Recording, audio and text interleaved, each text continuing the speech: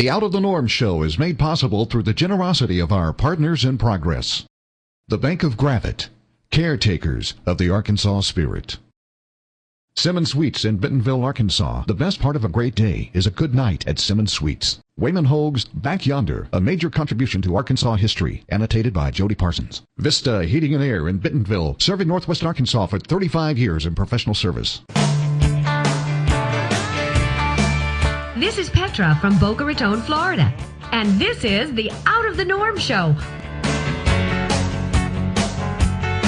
where the stories are all about you. Hi, this is Norm Allen with you on another Out of the Norm show. We're in Mr. Rogers' neighborhood today, but we're not wearing cardigans, are we? No. If you don't recognize these gentlemen, let me introduce you to Mr. Roy Rogers, Jr. We all know him as Dusty all of his life, and of course Dustin Rogers, who is the third generation down from the King of the Cowboys. Yes, sir. Quite exciting to be here. Now, we just finished watching your show, and I loved it. I mean, it's comfortable, it's relaxing, and I notice people just kind of ooze right into it. Yeah. Is that the kind of music that you grew up with singing in the household? I mean, you know, ever since my dad started the Pioneers in 1934. I came along in 46, so they were at the top of their career in the 40s when I came along, and so I grew up with the Pioneers literally at the house, you know, working on their music. And I've known every one of the Sons of the Pioneers from the very first ones all the way up through to present day. I'm probably one of the few guys alive that's done that. You know, they could have known them all. So singing around the piano or with guitars at home? All the time.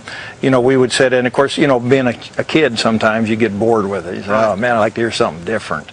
And so I would listen to regular radio. KRLA was the big station out in California when I was a teenager.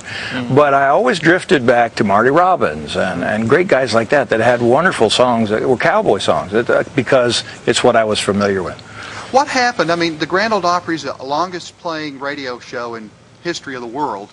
Right. But yet cowboy music never really became a part of that. What happened with that, do you think? There seemed to be a separation of country and cowboy music. It probably happened somewhere, I would say big time, probably in the 40s and especially the 50s when the country artists were coming along so big and heavy. I mean, we had George Jones and all those guys were coming on big time, and Buck Owens and Merle Haggard and all the great country singers. And I think there was a problem with identity. You know, they wanted their own identity in what they were doing because it definitely was different.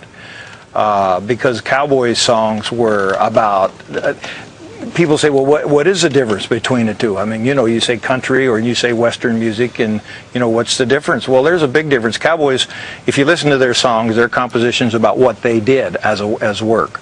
They sing about their horses, the cattle, the sunrises, sunsets, cactus, tumbleweeds. Where country music folks, they sing about what takes place in their life, which is pretty much lying, crying, cheating, and dying kind of stuff, you know. So that's the kind of, you know, they sing songs that tear your heart out, you know, and where cowboys sing about things that make your heart feel big. So it's a big difference. And we're kind of a way, too. We're a different generation from the working cowboy when agriculture and ranching was a major part of America's culture, and now it really isn't. Well, I think kids today think cowboys don't even exist anymore, but they're there. They're very viable, very active. Of course, they use helicopters and ATVs now, not so much the GPS by horse.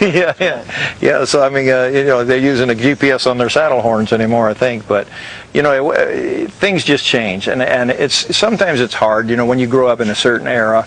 You know, Dustin came along, you know, at a different time, and so he appreciates and looks at things a little bit different, but he still has a love for his parents and his grandparents, especially their heritage that they left behind for us. And we all have, I think all people in America, especially Midwest folks, they were raised on farms and ranches, and they have an appreciation not only for the land and the animals and their surroundings, but for the heritage that their parents, grandparents, and great-grandparents, some of them are living on the same farms.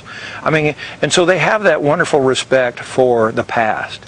where a lot of the kids from the cities that don't get a chance to be out and appreciate that, they look at things a little bit different. But that's the way it's always been. That's just the history of the way things go, you know. Well, now you've truly become urban cowboys, especially when we get to your generation with Dustin. How did that, I mean, yours obviously came through Roy and Dale and all the wonderful things you grew up with, but how do you pass that on? What are the values of that life that goes on to Dustin and his children? I think the values come from, like it came from me, it's example. It's what they see growing up. If you, you know, and it wasn't always music with Dustin. I mean, because I didn't start singing. I mean, I was singing when he was born, of course. I was singing when I started when I was about 21 years old, working with my own band and whatever. After Linda and I got married, so I've been, you know, had a band for almost 40 years now. Were you doing cowboy music? No, I was doing country music. Right. I was doing country music. So you were breaking as a country artist. Right, and but there were certain things that come along with being an entertainer that you reach that crossroad in your life and you say, do I want to go down this path and being away from the family and doing the touring and being on the road all the time and playing every bar between here and San Diego, or what's more value to you, your family and your kids and the values that you understand and know and loved all your life, or do you go down out of the road? And like with my parents and with me, I came to that point and I said, no, I am not going to be out on the road traveling when I have young children at home. I stayed home, I went to work, went into the construction business and stayed in it for over 20 years. And so hopefully through that example of hard work and honest and being straightforward with people, that's what he grew up with. So the same just like me. I watched my dad and how he treated people. It sank into me like osmosis, and I think it did to him. And that's the only thing in life that you can really be proud of, is if your children appreciate who you are as a person and have the values that you have as a person.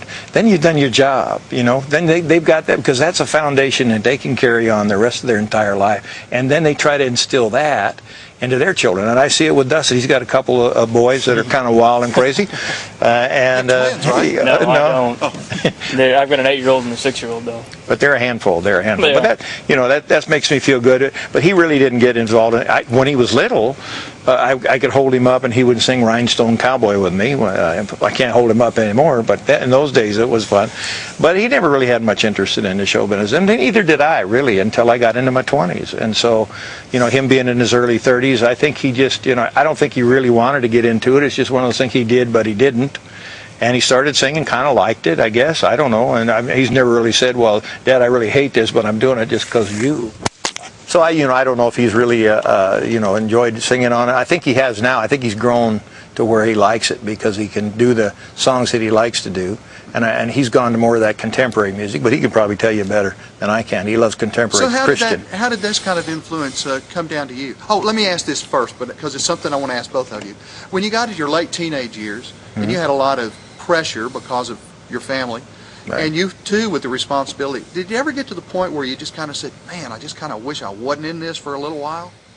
Was there ever a time you kind of... No, I don't think so. I think it's because not only did we have a love and respect for my parents, but I just love what they did, and I love being around it. I grew up around it, and when you're around things a lot, even if at first you don't really care much for it, because it takes your parents away from you sometimes, especially. Now, Dustin never had to experience that because I didn't do that. I didn't go out on the road. So, if entertainment children, kids of entertainers, sometimes have a tough time trying to draw that line, saying, well, Mom and Dad didn't care for me too much and I was on my own, and they throw me $20 and said, go do something, whatever you want to do, leave me alone. Where our parents took us fishing, took us hunting. My dad had a real interest at us. He couldn't spend a lot of time, but what he did spend was quality time. And that's the same with Dustin. And we didn't get to spend a lot of time together, even though I was a builder. But, we did get to hunt a few times together and appreciation for the outdoors. And so that's did you also work with the museum when it was in Victorville? Yeah, I did. When you kind of came into it? Yeah, that's when I realized how important Roy and Dale was working there. I worked there in the summers in junior high. That's when I first started cleaning toilets. And start at the top. Got to start at the top. And I remember working there, and this gentleman who was a retired sheriff, he was probably 6'7", 300 pounds. I mean, just a huge man.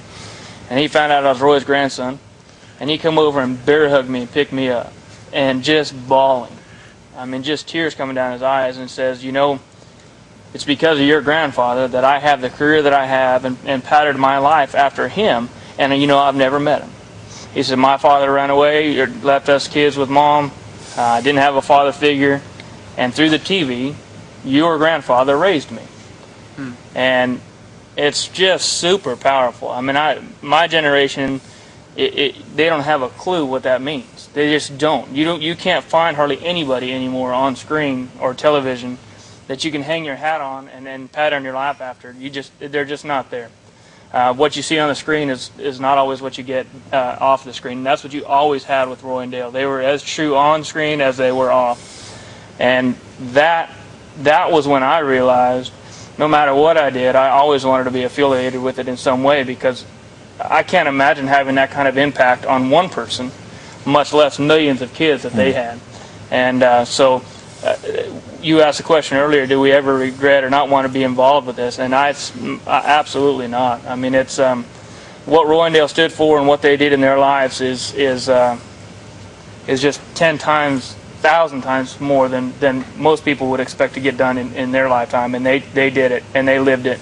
And I'm proud to be a part of it. You know, I hate that it's closed and the museum is shut down, but you know, I am proud to say that we went there every day and tried to make the best of it and continue the legacy on. And now we're trying to continue the legacy through the stage. Right, right. What is the responsibility of being a child of celebrities?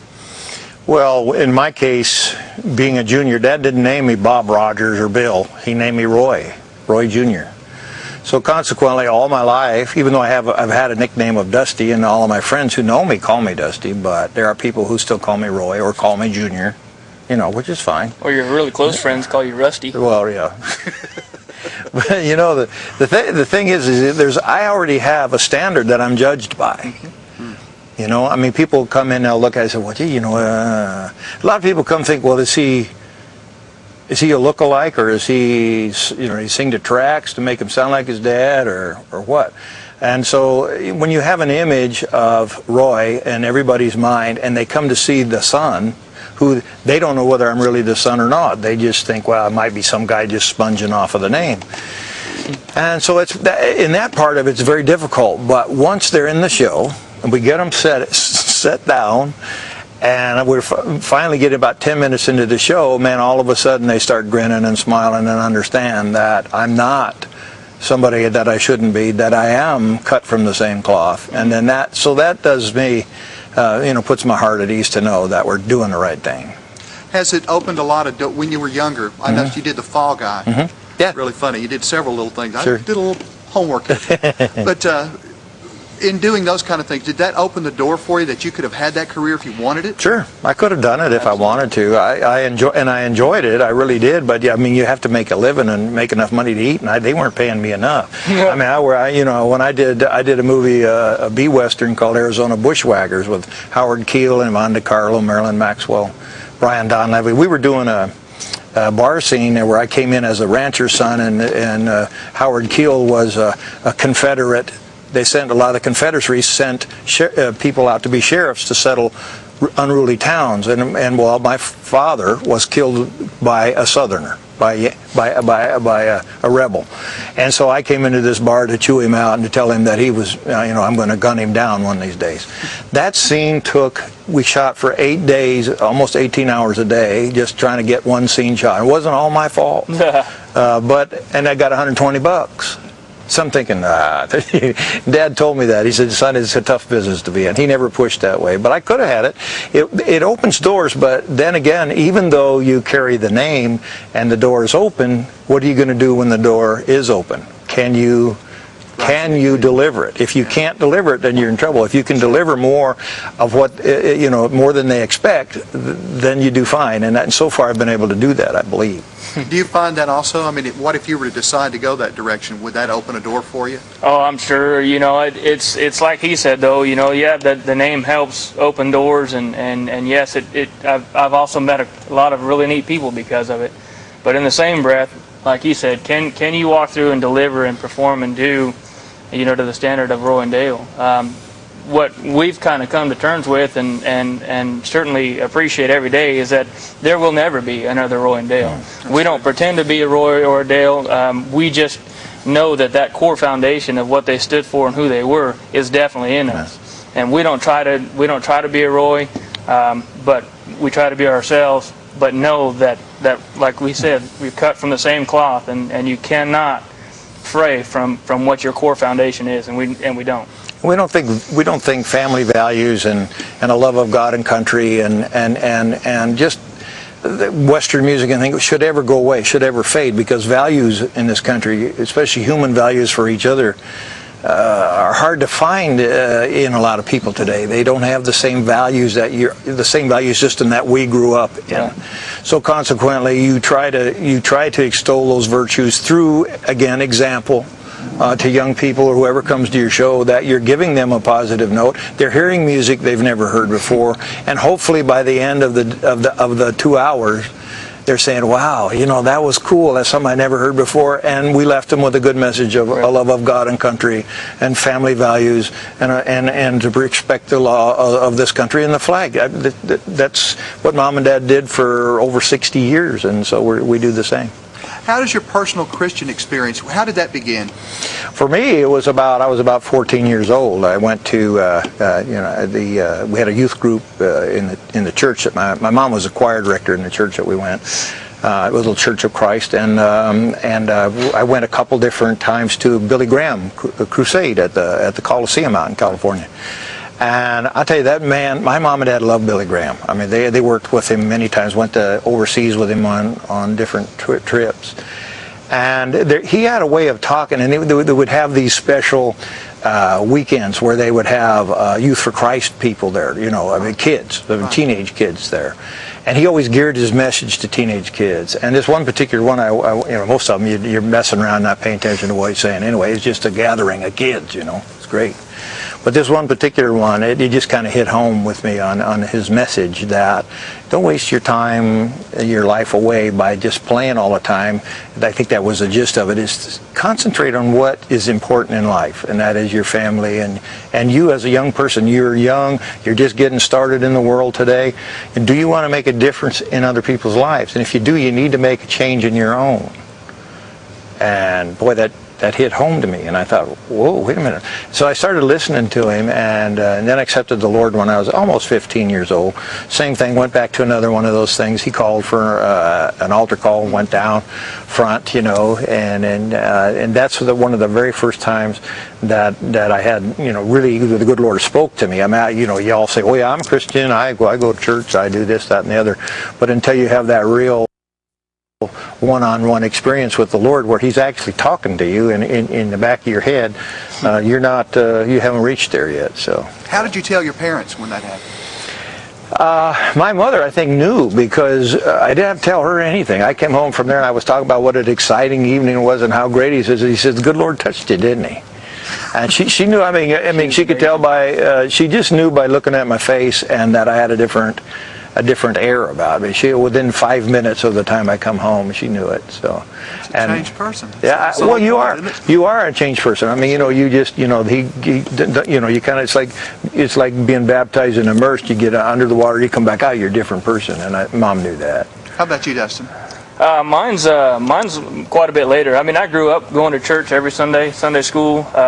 Remember telling a story about in Sunday school one day about these rabbits that I had that had died, and things had gone really bad over the past week, and I just stood up there and I just gave it to him, I just said, it's just been a real rough week.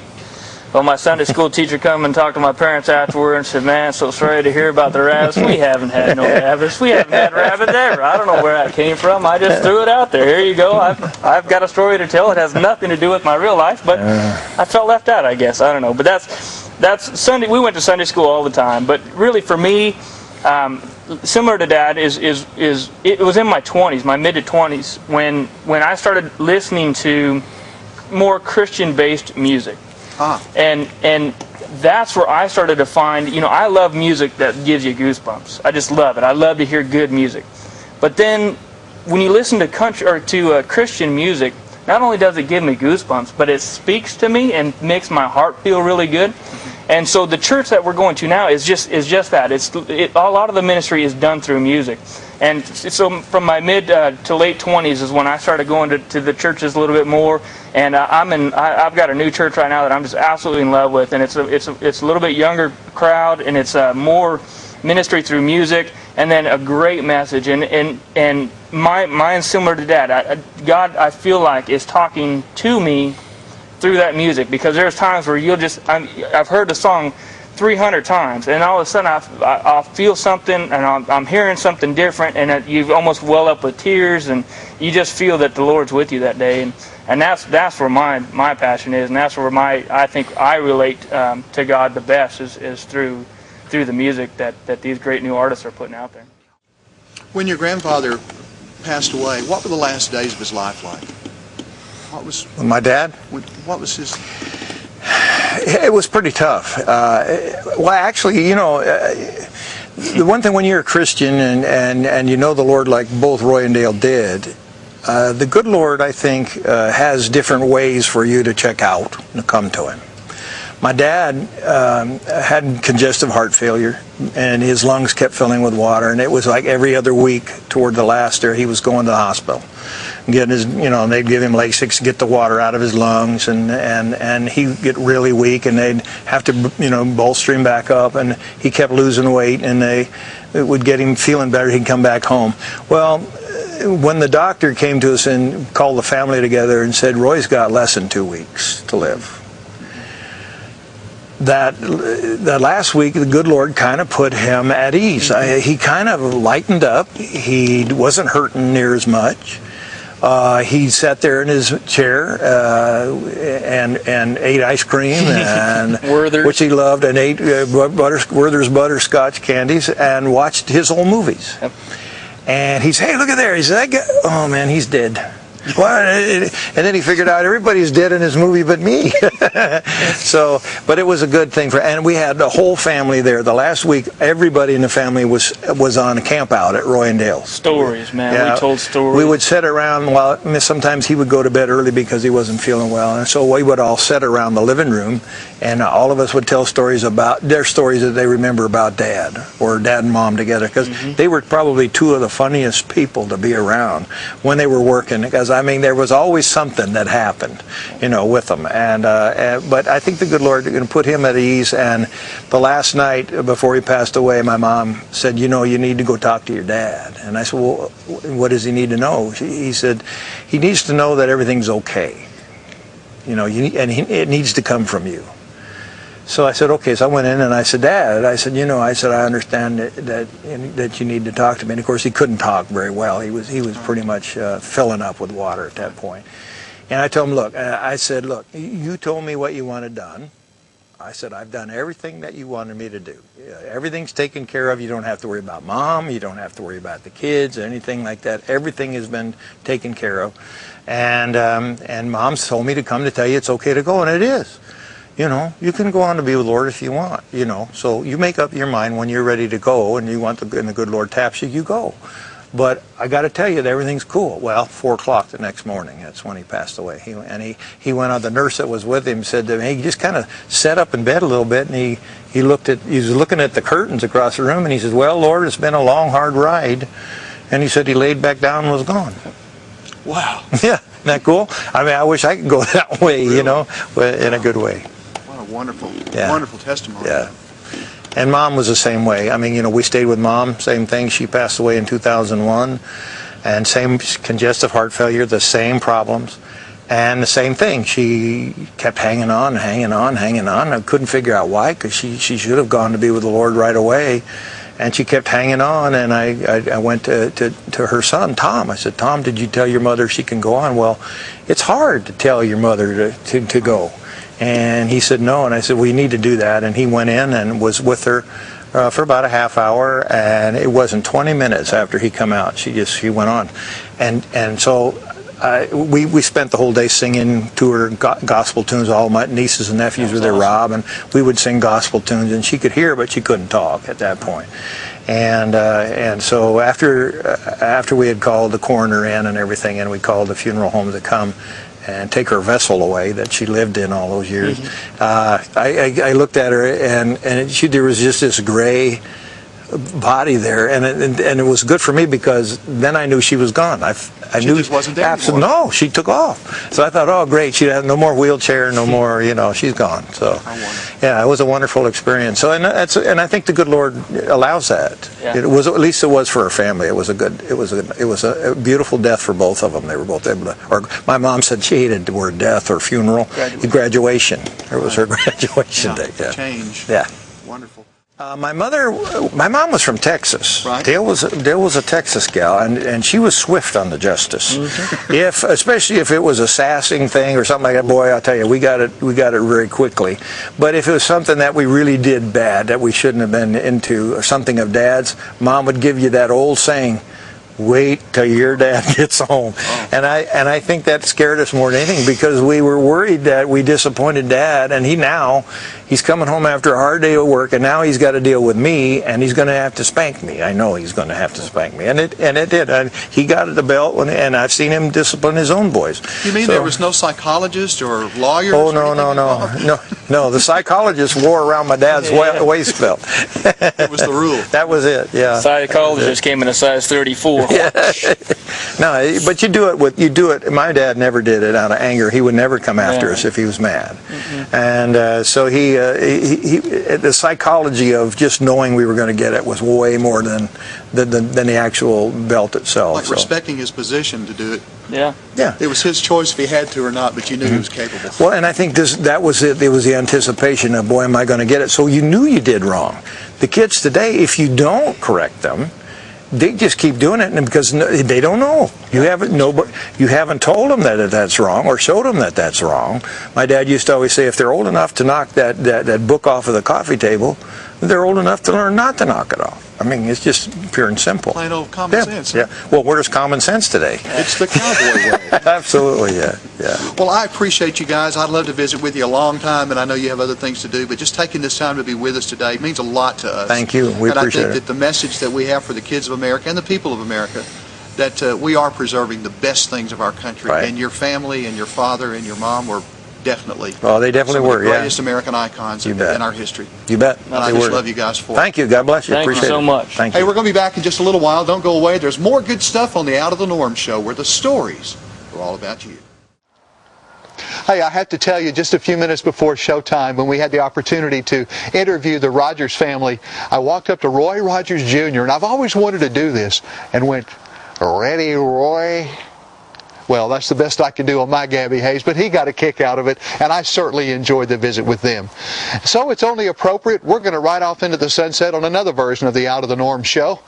Head off out into the hills, off to seek out those stories about people, places, things, and events. Stories all about you. So, happy trails to you.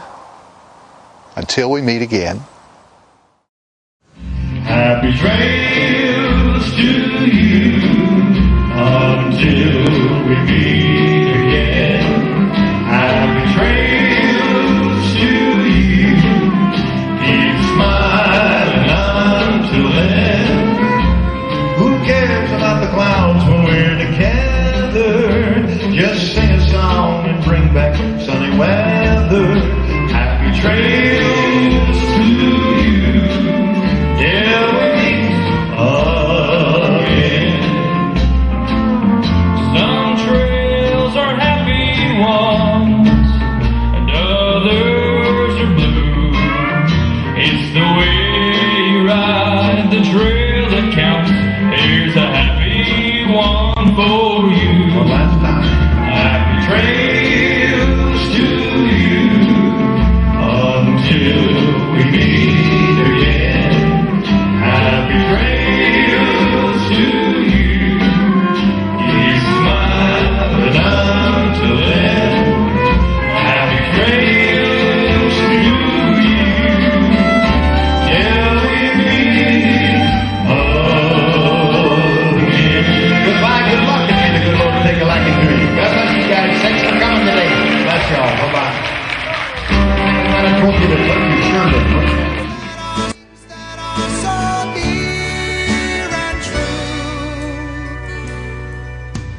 loving the South and me just loving you.